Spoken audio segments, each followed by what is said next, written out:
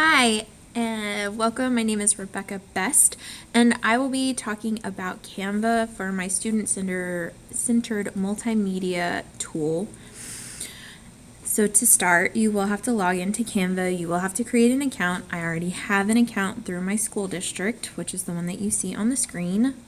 And so you can click on continue if you already have an account, or you can continue with another account. You can also do a Google login if you have a Google account, which makes it incredibly easy.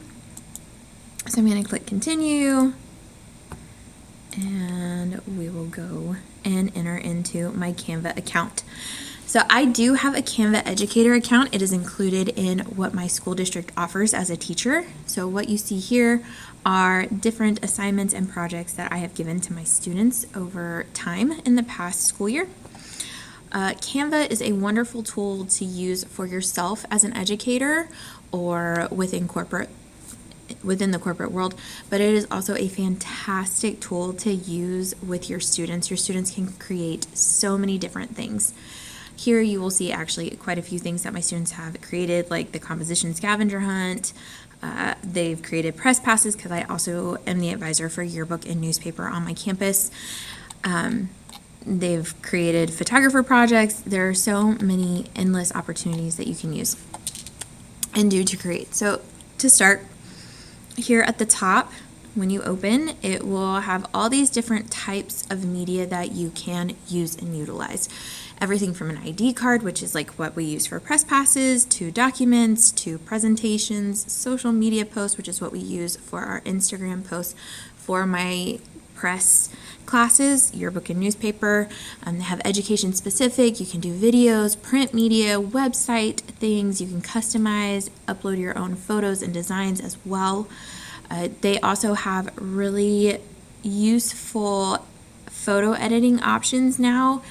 I actually asked that my photojournalism students use the Canva photo editing tools over Photoshop for their projects, just because it is easier and quicker and they don't have an excuse to not get on Photoshop since they have to be on one of my desktops in my classroom.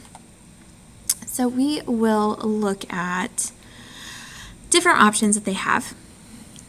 So one of my favorite things that I have done with my students is actually infographics. So here is an infographic that I pulled up, and this is a wonderful infographic that I've actually used. This is not the one that I had them.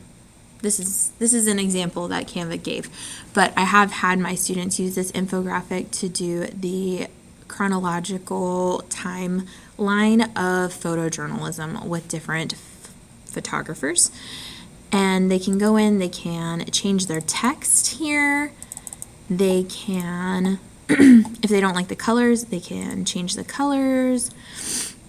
Well, that's the text colors, I'm sorry. But they can change different effects and how the text actually looks if they want to. They can alter their letter spacing, their line spacing. They can animate it where it drops in, as you can see, or it ascends in. There's so many great things. They can change the positioning. You can copy it and paste it somewhere. You can copy that, ungroup it. You can also add, elements. So you can, we'll look up camera, since photography. So you can find different graphics or even photos. They have frames and videos that you can add in, whatever tickles your fancy on that. Adding audio as well to give your presentation just a little zhuzh, which I always ask my students to give me a little zhuzh to their projects because it's boring and monotonous after a while when you look over the same exact thing. And then if you come over to uploads, if they have pictures that they want to upload, they can upload it from the files on their computer, or it can also be uploaded through their Google Drive, and which is where all of my press pass photos for my students have come from, is from my Google Drive actually. If you have students that love to freehand things, if they're into like the iPad, the Apple Pen stuff, they have that as well with different options here. You can connect different apps.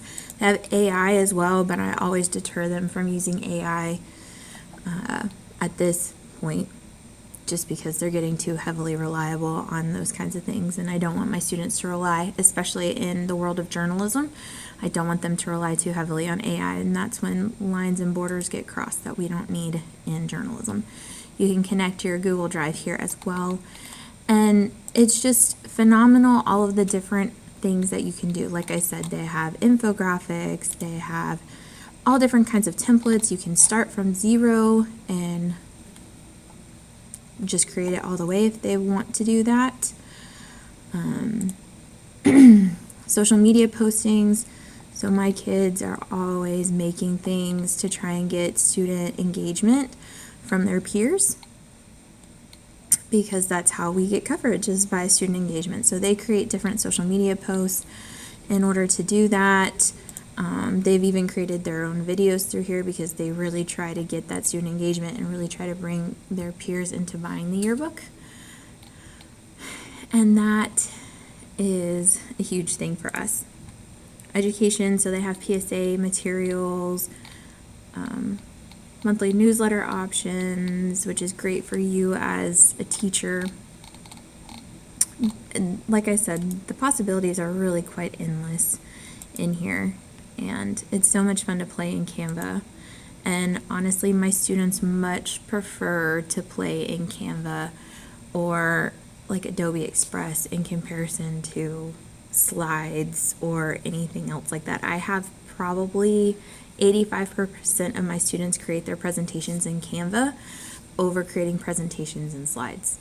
And now I've pushed for more of the Adobe Express, and a lot of them do Adobe Express now as well. So thank you for watching my presentation. If you have any questions, please feel free to reach out.